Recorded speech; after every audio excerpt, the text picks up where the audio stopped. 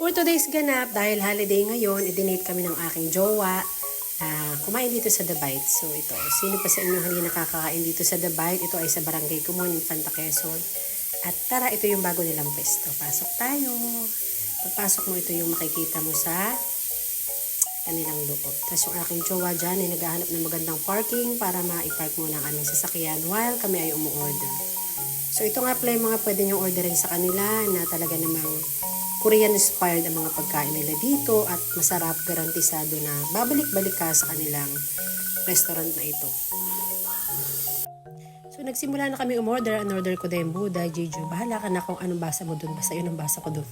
Tapos si Lolo naman umorder ng bibimbap at si Sharpay, syempre chicken at saka with fries. So nakakatuwa lang. First time namin kumain dito sa The Bite. Sila nga pala guys ay unang nagbukas ay sa public. Kung nakakain na kayo doon sa may public school sa Infanta ay meron po sila doon pwesto dati. Yung po yung kauna-unahan nilang pwesto hanggang sa napapunta sila sa diversion at hanggang sa napapunta na sila dito sa tabing highway mismo ng Barangay Kumon.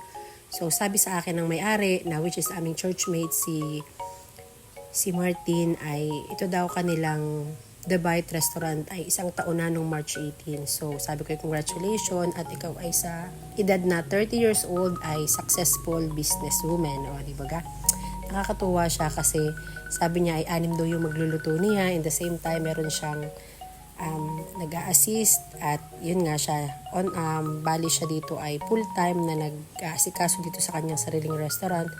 At sabi ko ay nakaka-inspired ang kanyang edad. Sa ganong edad ay meron na siyang sariling restaurant.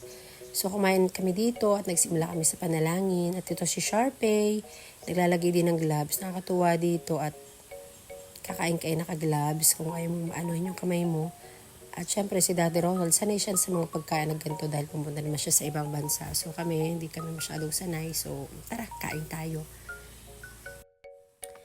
Alam niyo ba yung mga asawa ng seafarer ay bihirang-bihira, ayan na magkasama-sama silang pamilya. So, pag dumating si Daddy Ronald, yun talaga yung tinitreasure namin yung magkaroon kami ng family bonding, pagkain sa labas, tamang gala-gala lang. Kasi pag umalis na ulit sila, halos 8 months, 9 months na ulit silang mawawala. At yun, bihira yung ganitong moment. Kaya sabi namin ay, mo naman yung presyo ng binayad mo sa restaurant. At least yung bonding, quality time yung pamilya ay hindi mababayaran at hindi matatawaran ng ganitong klase ng pagkakataon na magkakasama muli kami. So, happy together kami dito. Ako, si Sharpay, si Mother, at kompleto kami dito.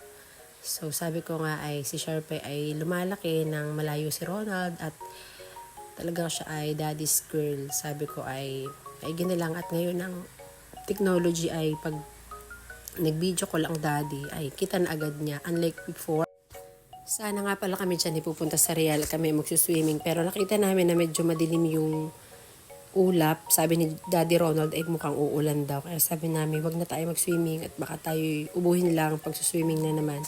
So bumalik kami at kami ay dito na lang pumili. At sabi namin dito na lang tayo kumain sa The Bite. At sabi namin ay lunchtime na rin lang. At gutom na si Baby Sharpay. Sabi nila ay masarap daw mag-asawa ng seaman. Abay, shoutout sa inyo dahil mag-isip-isip kayo mabuti dahil sabi ko nga ay pag umalis ang aking asawa ay ako ang kargador, ako ang driver, ako lahat halos ang gumagawa sa bahay.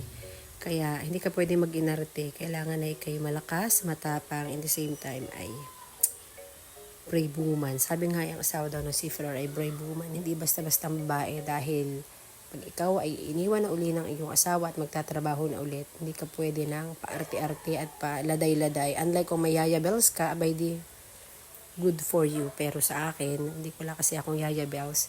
So, may mga racket pa ako at sabi ko ay thank you Lord at kinakaya ko yung mga ganitong pagkakataon. So, ito na nga pala yung order namin na strawberry juice, strawberry latte at si Mother ay dumating na rin yung order. So, yun lang po yung ganap namin today and thank you for watching. Babushki!